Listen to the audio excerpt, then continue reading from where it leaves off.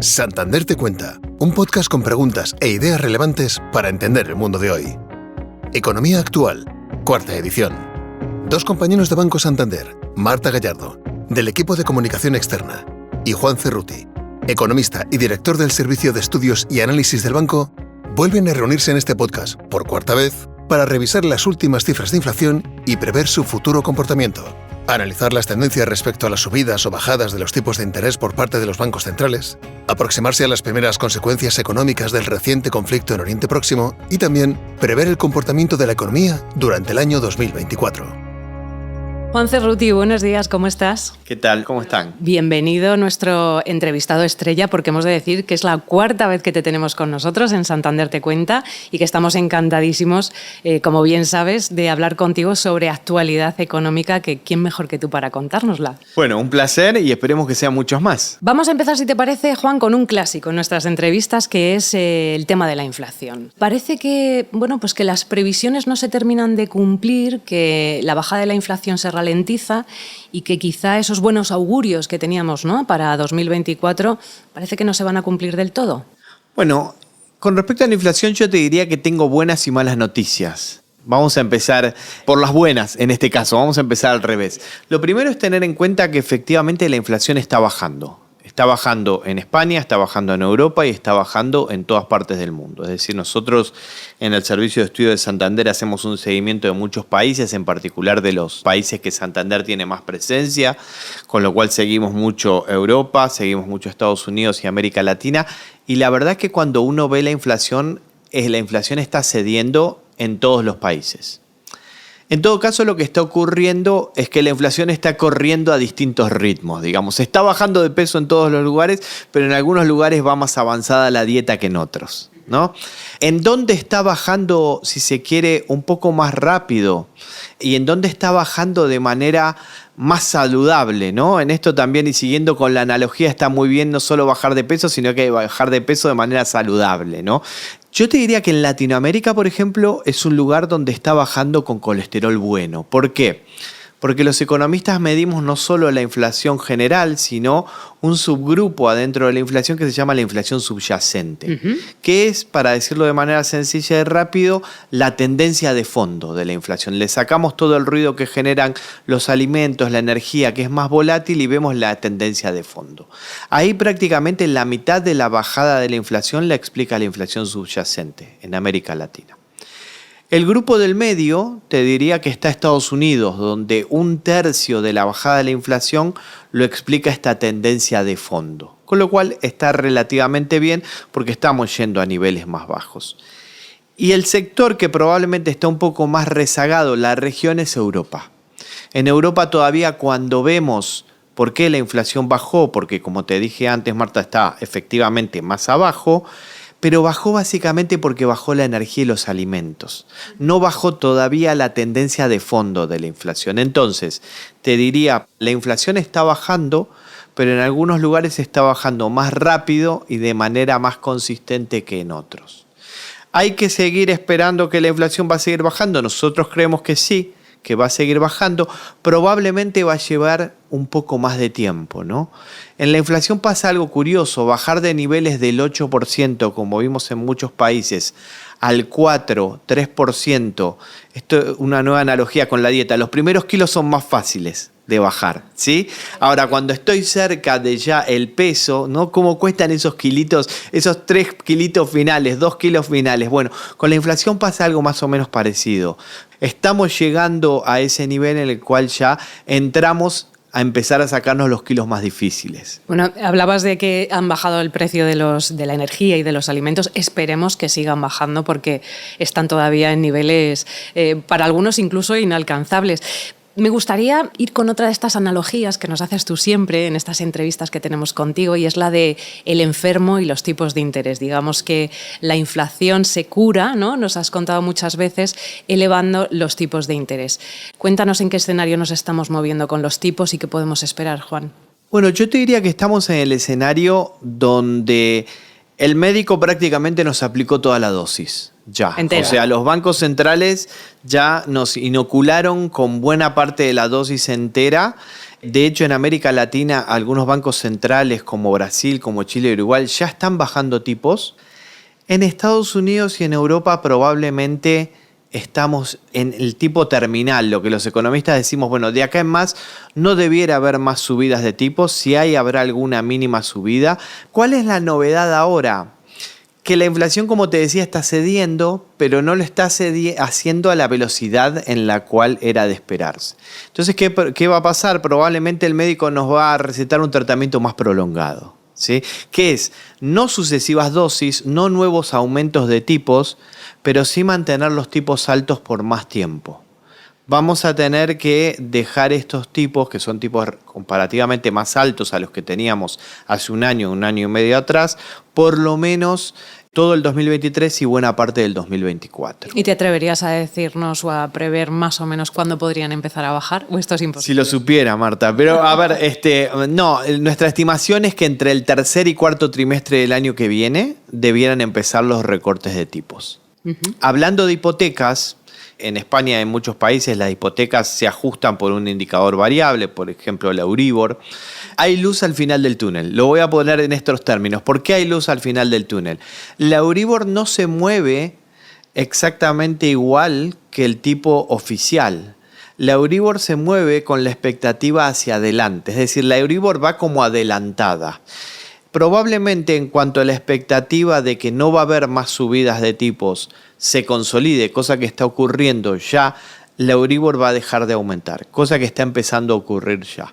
Y cuando se consolide una visión de cuándo van a ser los primeros recortes, no sería raro empezar a ver la Euribor lentamente descendiendo. Bueno, pues parece que buenas noticias en cuanto a la inflación, buenas noticias en cuanto a las previsiones de los tipos de interés.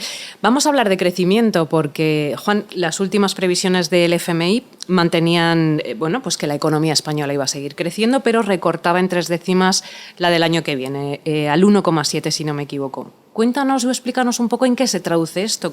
Sí, efectivamente, Marta. A ver, lo que está pasando con la economía española es un poco lo que debiera pasar, digamos, ¿no? Yo siempre digo que cuando los bancos centrales suben tipos es como cuando uno entra al quirófano y hay que sedarlo para operar. Sería una mala señal que el paciente, pese a la sedación, siga exaltado. Lo que uno quiere es que el paciente se tranquilice, poder trabajar tranquilo.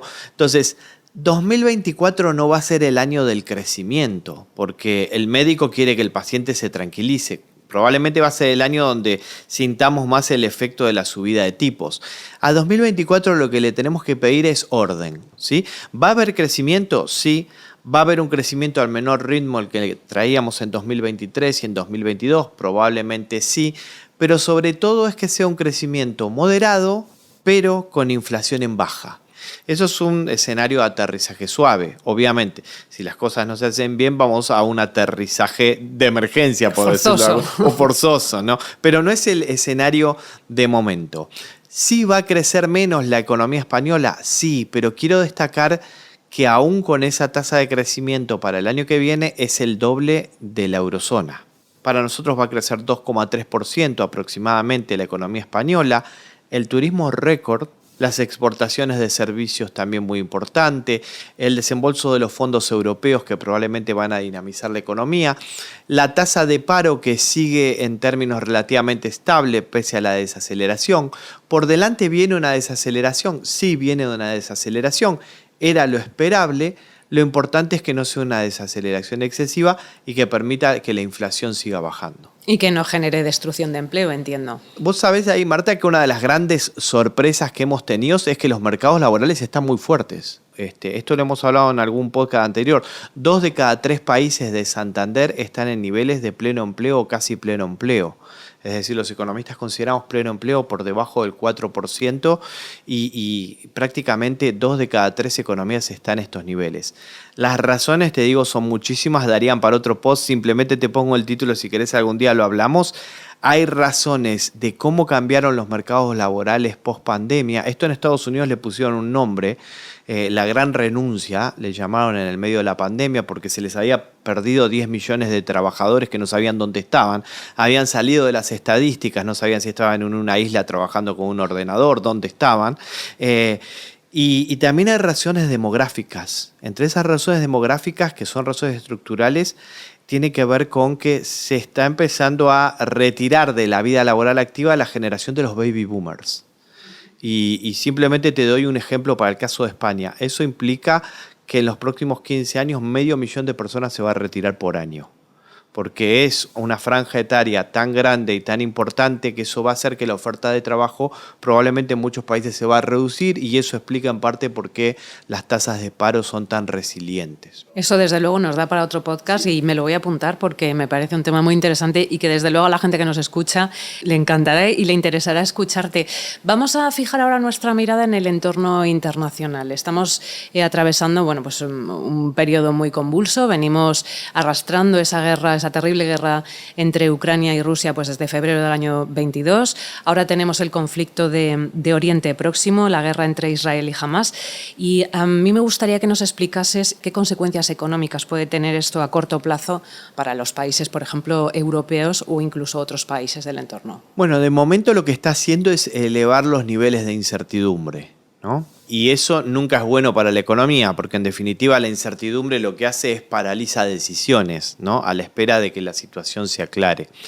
La principal vía en la cual se puede trasladar a la economía este conflicto entre Israel y Hamás, yo diría que es a través del precio del petróleo.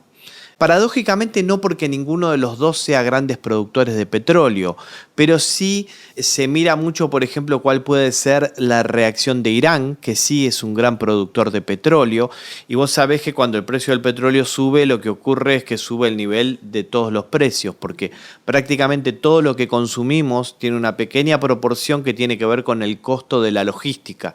El costo de la logística es el costo del combustible. De momento no estamos viendo gran impacto, pero sí es algo que hay que seguir echándole un ojo de cerca, porque podría llegar a tenerlo.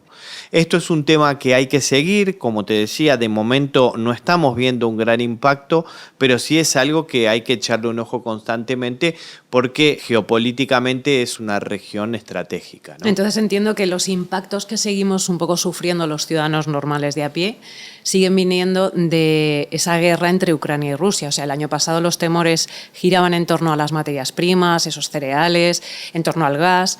Las reservas de gas en Europa están al 98%. Parece que el tema de las materias primas, o algunas por lo menos, cereales, etcétera, se han tranquilizado, pero tenemos ahora la presión, como tú dices, de Oriente Próximo. Y de momento entonces entiendo que ese impacto que seguimos sufriendo viene de ahí, porque el conflicto Oriente Próximo todavía no nos afecta. ¿O cómo? El impacto viene de una mezcla, porque acordate que en economía no solo lo que vale es lo que ocurre, sino lo que vale es la expectativa que tengo de lo que ocurra. Entonces puede ser que no tengamos un conflicto formalmente desatado, pero la expectativa que puede ocurrir puede generar un exceso de demanda que pone presión sobre el precio, ¿no? Pero en términos de, y esto un poco para tranquilizar a la gente, yo creo que la buena noticia es también, acordémonos las expectativas que teníamos en el invierno pasado. ¿Se acuerdan que pensábamos que iba a ser un invierno oscuro y frío? Sí, bueno, no fue horroroso. ni oscuro ni frío, por suerte. En parte porque el clima ayudó y fue más cálido de lo que estaba previsto, y en parte porque los países hicieron un buen ejercicio garantizando el abastecimiento y llenando sus reservas. La expectativa que tenemos este año para Europa, la verdad que es mucho mejor. Es decir, que como vos bien decías, los países hoy tienen sus reservas llenas, y eso hace un año, acordémonos, que no estaba garantizado, ¿no? Efectivamente. Bueno, y me gustaría que nos explicases un poco qué puede hacer Europa para posicionarse de manera más fuerte, económicamente más fuerte, más competitiva. ¿Qué puede hacer este continente para crecer respecto al resto de las potencias? A ver, el mundo tiende también a complejizarse en cierta forma. La geopolítica obviamente influye en esto. Europa también está en un mundo completamente globalizado, donde hay grandes jugadores que tienen una capacidad de entrar a mercados impresionante, como puede ser el caso de Estados Unidos, como puede ser el caso de China. Yo creo que en este contexto lo que tiene que hacer Europa es pensar estratégicamente, actuar de manera coordinada. Esto se dice muy fácil y es muy difícil de hacerlo, ¿no? Esto de actuar de manera coordinada. Pero bueno, Europa tomó la decisión de pensarse como un bloque económico conjunto. Eso exige un esfuerzo de coordinación mucho más complejo. Yo siempre lo digo en términos del Banco Central Europeo. El Banco Central Europeo es el único banco central del mundo que decide un solo tipo de interés para un montón de inflaciones distintas de muchos países, ¿no? hay que hacer un esfuerzo para garantizar mercados, para garantizar la competitividad. Ahora, por ejemplo, hay mucho ruido con el auto eléctrico chino, que está generando un montón de competencia, y la verdad es que ese es el mundo que viene. O sea, lo que no podemos hacer es quedarnos de brazos cruzados sin hacer nada. Hay que buscar eficiencias, hay que buscar competitividad, hay que buscar ganar mercados con productividad. ¿Por qué? Bueno, porque afuera, en los otros bloques comerciales, lo están haciendo muy bien.